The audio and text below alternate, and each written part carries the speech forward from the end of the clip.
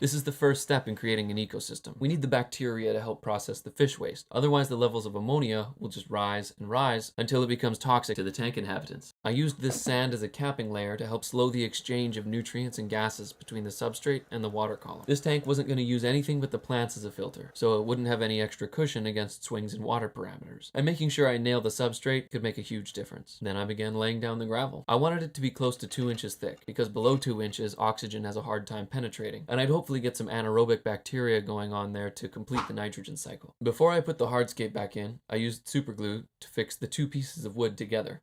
I used the tissue paper method to fill in gaps and create a stronger bond. I finally began laying the hardscape back into the tank. Unfortunately, the wood fell apart, so I went back to the glue.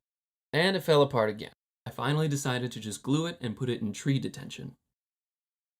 I then began the very slow process of filling up the tank with a measuring cup. Honestly, it was the best solution I had at the time. I wanted to fill the tank first so that if I didn't plant something firmly enough, it wouldn't just float up to the top when I filled it.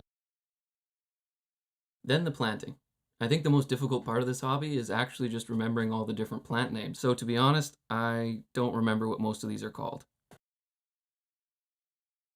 Then I glued this Java moss and Rickia moss to the tree.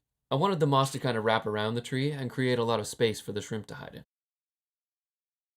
Don't mind my math homework. I had filled up the tank to see if I added enough rocks to the wood to stop it from floating, but unfortunately, I made a lot of work for myself, as I wasn't done planting yet.